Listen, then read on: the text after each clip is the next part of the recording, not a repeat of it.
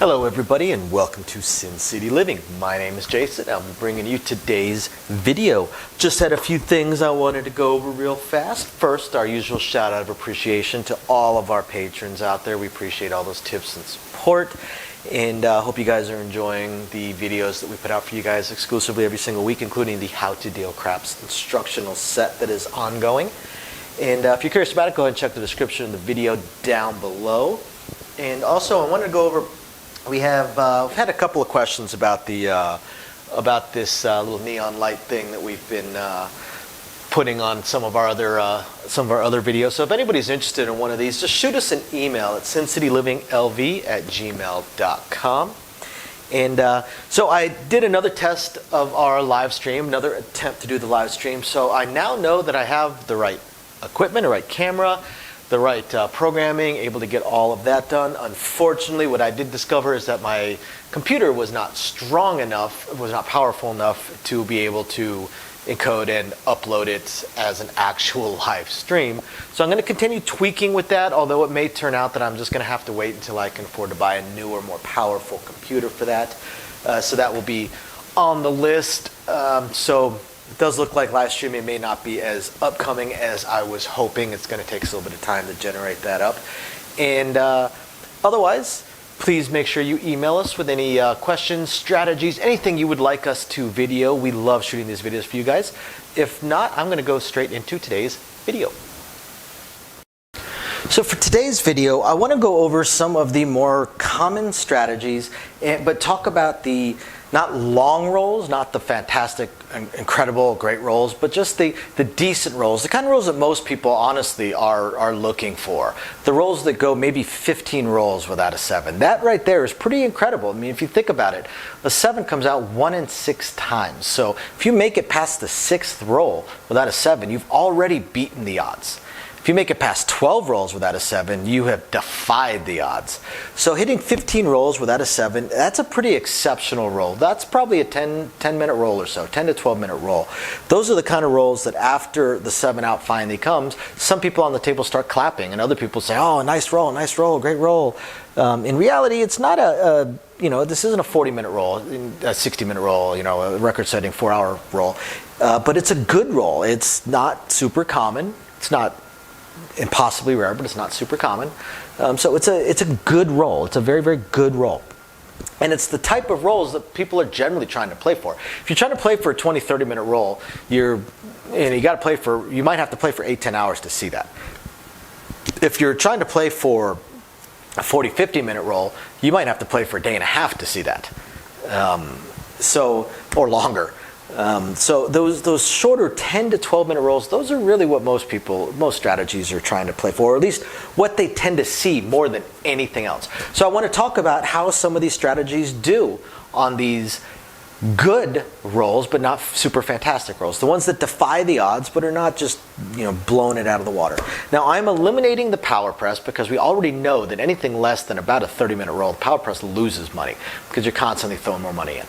So I'm going to look at some of the other more common strategies. The first one is, of course, the iron cross.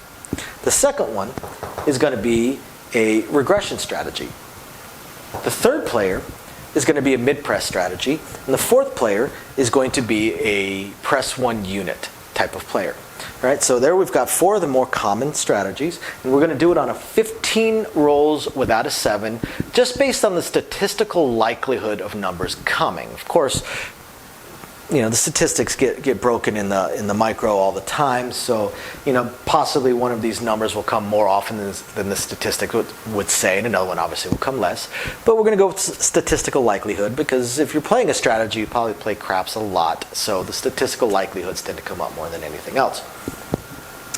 And let's take a look. So we'll start with the iron cross. So with the iron cross, I'm going to start with the 10. Okay. Statistically, the 4 and 10 on a 15 roll hand are going to come 1.5 times each. So we're going to do 2 times and 1 time. Okay? Same thing with the 6 and 8. They come 2.5 times each. So we're going to do 3 and 2 once we get to that. All right. So with the 15-minute roll. So starting with the iron cross. Now every player, all of these strategies start out with $160. They all have $160 at play. Okay, we're going to eliminate the puck because we're not worried about this right now. Every one of them started out with $160. That was what they started, and they have $160 at play right now.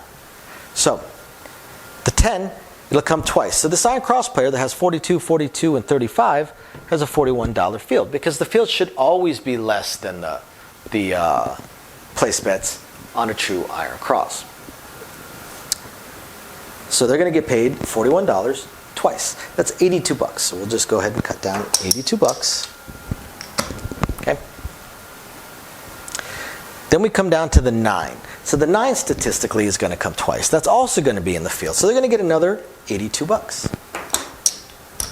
I actually shorted them on that last one. So now we come down to the 8. So the 8, like we said, we're going to do this one 3 times. So 3 times, they're going to get paid $49, but they're going to lose $41 here. So they're going to make $8. So they're going to make $8 3 times. That would be $24 or 25 for 1. Now on the 6, 2 times. So 2 times that this is going to hit, so they're going to get $16 to $8 profits, because they, of course, have to bring their field back up. Same thing with the 5. It's going to come twice. They're going to make their $8 profit twice, so that'd be $16. So we're going to go ahead and give them 20 for 4. Actually, no, we're going to do 25 for 9. Now we get to the 4. So once again, it's going to be in the field. It's going to come once, so they're going to get paid $41. So that is the Iron Cross player.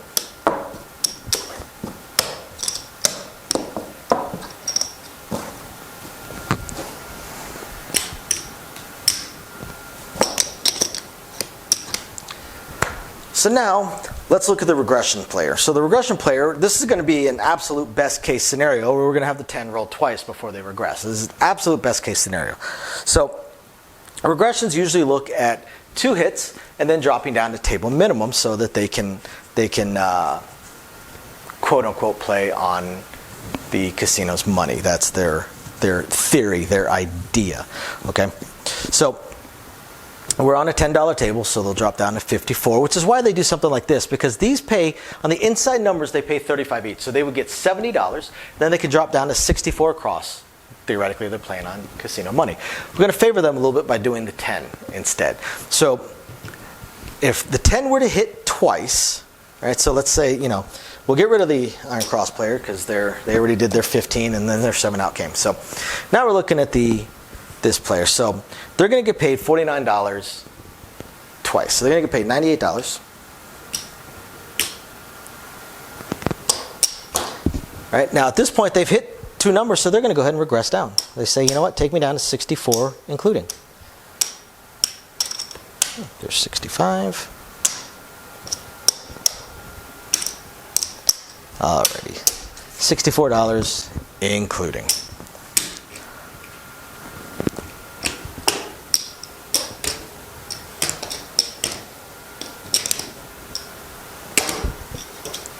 Now, let's keep on going. So the 9 is going to hit 2 times statistically.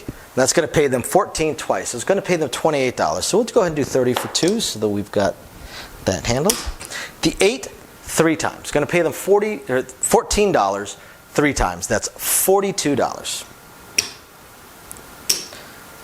And do it this way. $42. Now the 6 is only going to hit twice. So again, that's going to pay $14 twice for $28. Another 30 for 2. Now the 5, same thing. So 30 for 2 because it's going to statistically hit twice. Then the 4 once. 1 time for $18. Okay. Then there's 7 outcomes and they are down. So they got their 15 rolls. We're not talking about the 2s, the 3s, the 11s, and the 12s. Although I actually do need to add that back in for the Iron Cross player. So for the Iron Cross player, a 2 and a 12 come a half a time. So we'll say the 12 came once, just to give them the triple on their 41. So that's $123. Okay, so let's go ahead and get that in there for them. And then the 3 and the 11 would likely come one time a piece, so they would get another $82. So I do need to add that back in for the Iron Cross player. I did fail to put that in there. The 2s, the 3s, the 11s, and the 12s don't matter for the other players, but for the Iron Cross player, most definitely does matter. So get that thrown in there. Now, we've got our regression player. Regression player finally had their 7 outcome after their 15 rolls.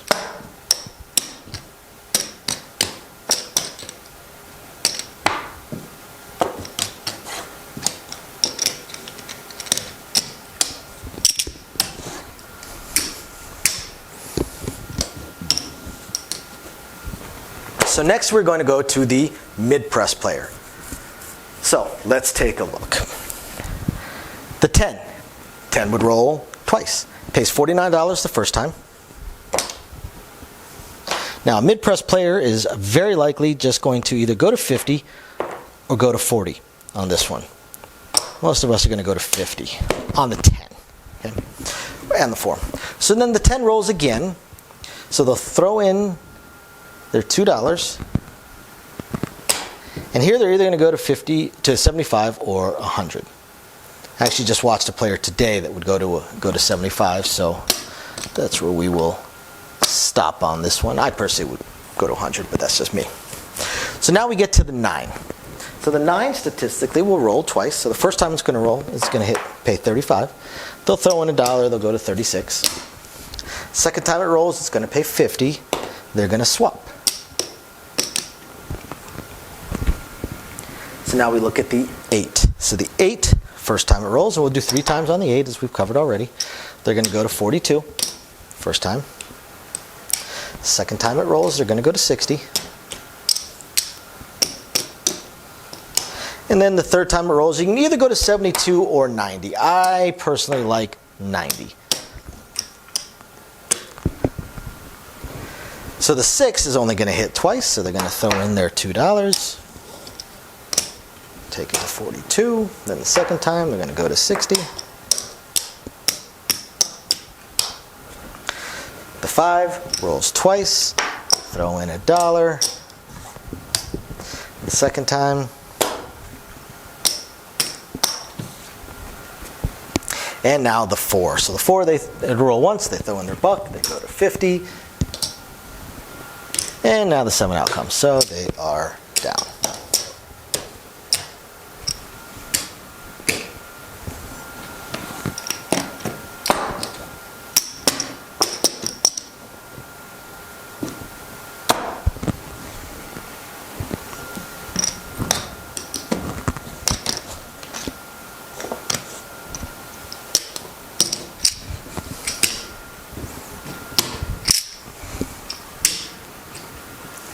And last but not least, the pressing 1 unit player. So, on the 10, it's 45, press it 1 unit. Second time it rolls, pays 60 for 2, press it 1 unit. Alright, so the 9, press it 1 unit. Second time it rolls, press it 1 unit. Now we're looking at the 8. It's going to roll 3 times in our scenario. We're going to press it 1 unit. Then second time, we're going to press it 1 unit.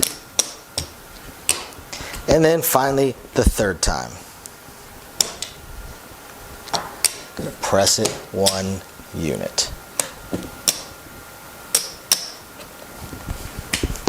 Alright, so for the 6, press 1 unit. And then press 1 unit. And the 6 is only going to, in this case, statistically roll twice. So then we get back down to the 5, which will roll twice.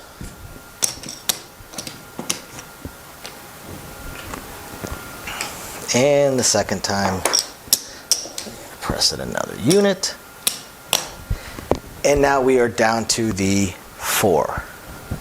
They'll throw in $1 to get paid 50. They'll throw in 5 to press at 1 unit. And then the 7 outcomes. So then their bets come down.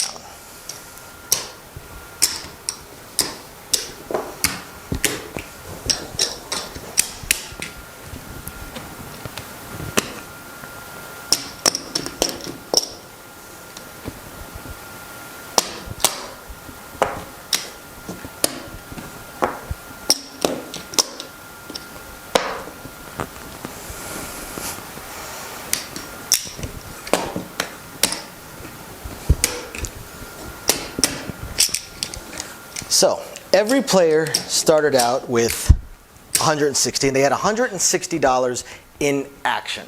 Okay. Now the Iron Cross one, I had to play around with that a little bit, doing 42, 42, 35, and 41. It was a pretty stout field bet there, but that kind of favored the Iron Cross in this situation, in most situations actually, because the Iron Cross is really trying to make their money, frankly, on the 2s and 12s. Or on the field. The field is where the Iron Cross actually makes their money. On the 5, 6, and 8, the Iron Cross doesn't make diddly squat because they have to bring their field back into play. So in this scenario, it favored the Iron Cross. So let's take a look. Let's see how everybody would have done on a midland roll, on a decent roll. The kind that, again, draws some applause. We've got Iron Cross player having $466. Now they started out with 160, so they're up 306. The Regression Player has $338. So they basically doubled up from their 160, plus a little bit more. The Mid-Press Player has $391. So slightly doubled up. And the Pressing 1 Unit Player has $448. This is why I talk about how the press 1 unit is such a highly underrated strategy. It loses ground when you start hitting the 20 and 30-minute rolls. And past the 30-minute roll, press 1 unit is not only extremely frustrating for dealers, because when you're getting into bets, go from 72 to 78 or 102 to 108, it's annoying. It's annoying. It's very big bets and very odd payouts, and it's just strange and not something we see much, if at all. But in the shorter term, on average, the pressing 1 unit is one of the strongest strategies out there. But all of these strategies win money. Every single strategy wins money. See, every strategy wins money when you catch a 15-minute roll. Every strategy. Unless you're playing some of the absolutely, truly horrendous strategies we featured from time to time. But for the most part, every strategy, if it catches a good roll, wins money. They all win money. All these complex, complicated hedge this, hedge that, so I win X amount, I guaranteed not to lose after such and such rolls, yada yada. All it does is ends up hurting the strategies in the long run. But they will make money. Every strategy will make money on a decent roll, on a good roll. 15 rolls without a 7 is a good roll, and everybody won $300 or $400. Take out their 160, and only a couple of them actually won more than 300, but still, everybody won money. Okay, but that's something to think about. The regression strategy doubled up their initial bankroll, but it took them 15 rolls of the dice without a 7. That doesn't happen very often. Does not happen very often at all. Same thing with the mid-press. The mid-press is barely doubled up, but the mid-press knows that. The mid-press is similar to a power press. They're not expecting to really make much money until they can hit a 20-minute roll. That's their plan. Or, in honesty, a mid-press player is not so much trying to hit a 20-minute rolls. You're just trying to have one number crack the statistics and roll 4 or 5 times. That's it. Just one number, roll 4 or 5 times, and a mid-press player is happy. I don't know what makes an Iron Cross player happy. And regression strategies, they're just happy when they didn't lose money. The press 1 unit player, generally press 1 unit players are players that haven't gone too in depth into craps. That's why it's such an underrated strategy, because not a lot of people do it. It's generally people that are a little bit more conservative, just learn how to play, just learn what the place bets are, got encouraged to press, probably by the dealers, and are doing small presses, thinking they're being really conservative. They don't want to lose too much. They want to collect some more money. They don't realize just how strong the strategy actually is, and they end up collecting really, really well. So I hope you guys find this interesting, enlightening, amusing, entertaining, just plain fun. We'll catch you next time. Bye now. So, as I promised, I wanted to go over very briefly our upcoming attempts at a third test live stream. So what's happened so far? The first test live stream just flat didn't work. The problem that I had was a was an equipment problem. I had an equipment problem in that the equipment that I was using to translate the camera into streamable video to the computer required a better USB port than the computer I was using at the time. So that one just flat failed because it would not translate into the computer. The computer would not pick it up, would not read it, so I wasn't able to live stream it. So then, as I was looking through, because I'm a little bit of a tech head, as I was looking through all of my other stuff, because I do have 4 laptops here and 3 computers, I did find one that actually did have the newer style USB port. Unfortunately, it was actually my oldest laptop, but I figured, what the heck, let me give it a shot. What's the worst that can happen? And this time around, when I fired everything up, the video was actually translating onto the computer, so things were looking better. But then when I attempted to live stream, the computer was not powerful enough to be able to translate it and then upload it sufficiently. So it basically just uploaded a blank screen for the live stream. So what I am going to have to do is, and I'm already looking into all of my options, I'm going to upgrade my computer so I can add, what, a 7th, 8th computer to my household. And I'm going to go much, much higher, and I'm going to get a computer that is far more than I need for this, far, far, far more powerful than I need for this. That way, any future upgrades that I may do, the computer will be able to handle it. So unfortunately, this computer is going to cost me about 25% more, about 25% of what I've already laid out in all the equipment for this channel. So it wasn't something I could just instantly buy. I'm probably looking at Black Friday or Cyber Monday. So hopefully I have it within the next couple of weeks, and then I'll do another test live stream and see if I can go from there. So I will definitely do at least one weekly live stream on our Patreon because they're the ones that are really helping us get this computer. And the other equipment that I'm going to get, because I figure if I'm buying the computer, I might as well buy the most high-end capture cards and things along those lines, get everything as good as possible, and then hopefully eventually get a better microphone for you guys. So yeah, that's where we stand on the live stream. As soon as I have the computer and I do the test, which will be in a few weeks, like I said, got to order it in a week or two, then I have to wait for it to ship. Plus, we have probably the biggest event of the year coming up, the NFR National Finals Rodeo. So I'm basically working 2 weeks straight, as is my wife. So not going to have a whole lot of time. But once we get all that under control, then we'll figure out. There's been some schedule changes to myself, some schedule changes to my wife, and some upcoming schedule changes to my wife as well. So hopefully we can get all the scheduling figured out so I know when I'll be able to live stream as well. My initial plan of Thursdays at 6 o'clock is already out the window. I'm at work at that point now. So we will get it all figured out, and we will let you guys know, I promise. And otherwise, I hope you guys have found this interesting, enlightening, illuminating, or at least just plain fun. And we will catch you guys next time. Bye now.